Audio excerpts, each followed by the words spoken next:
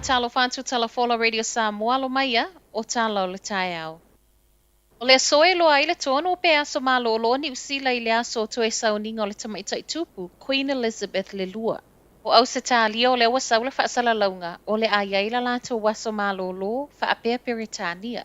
Aiani usila, o le awa wha mauti no mai le ofisol pale mia e o mai le taimitu ufa antasia i talafou. E le i ai se wha ai unga ale malo ma o le fono al kapeneta i le soe i loa ai le aso malolo, pele ai. E le taitai o le National Christopher Luxon, ta wala mai le so upu, o lo lango le pāti le whaia o se aso malolo e whaalo alo ai, i le tuu malo o le tamaita i tupu. E tai, tuu mai le act malona taitai David Seymour, o lo o le ai mai malitala. O lea e whainga tā le tūlanga o iele tamau ai ngo New Zealand, ma o lona winga. O le isi fo i lea wha se lau 5 miliona ngau mō pisinisi. A o tāli ei la pe ono iei se aso malolo a New Zealand mana tuaile tu malolo tamaita i tupu. Paule tala wa mauti noa e pei ona whailoa mai le matanga luenga le pale mia ma le kāpeneta. O le awha atu mawina pea le aso malolo wa tā ua le Queen's birthday le e wha manatu ia Iuni o tausanga taitasi. Paule suinga o le a tā ua o le King's birthday. Walo ia le au le malo foua New Zealand, King Charles le tolu. O le sauninga na whaia i le pale mene ana nafi, na fofo ngalo i aia le kova na sili o New Zealand, Dame Cindy Kiddo, i le aso lona sfulma le tasi o se tema lua afe lua sfululua, ua avea i nei le sa ta ua Prince Charles Philip Arthur George, le ua ta ua King Charles le tolu, ma o le malo.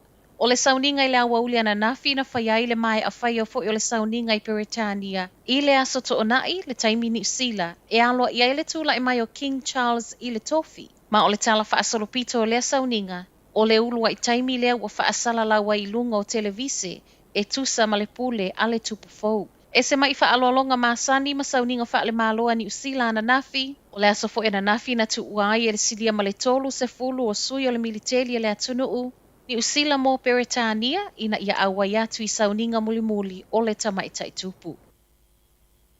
Ua ai le pūlenga o te awaleafi le waka kotai e whaia lai sene ave te awale ma whai ona teu i to tonu o telefoni.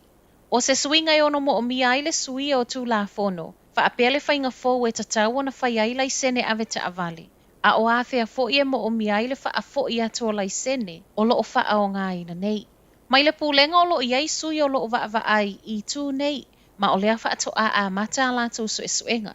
I reporti o tala le News Hub o le mawhai o na teo malu o lai sene aveta avale i totonu o telefoni. O le awha awhai ngō fie o na whi awe ai.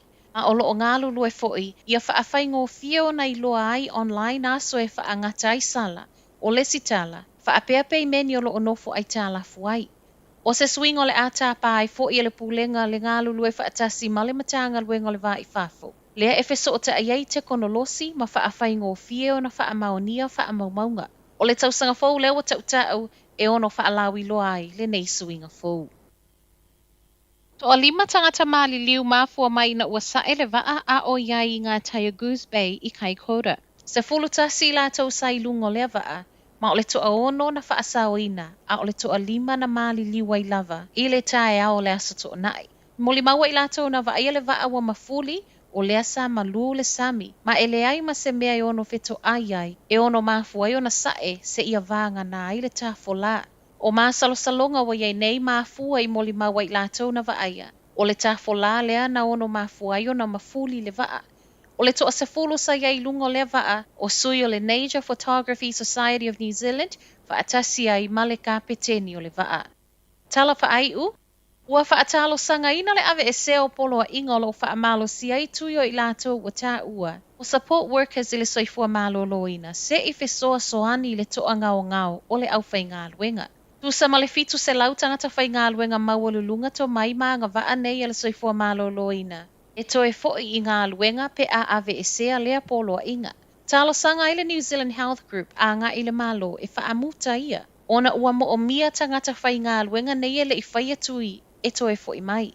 Moli maule pule silio lea whaalawatputonga i tala le Herald, Josephine Kagan, e tusa ma le se fulu wha afe, i le se fulu wono afe i tū lai le vai aso e mawhaiona maua mai, pe a foi mai lea o whai, ma o se wha mama a venga tele lea.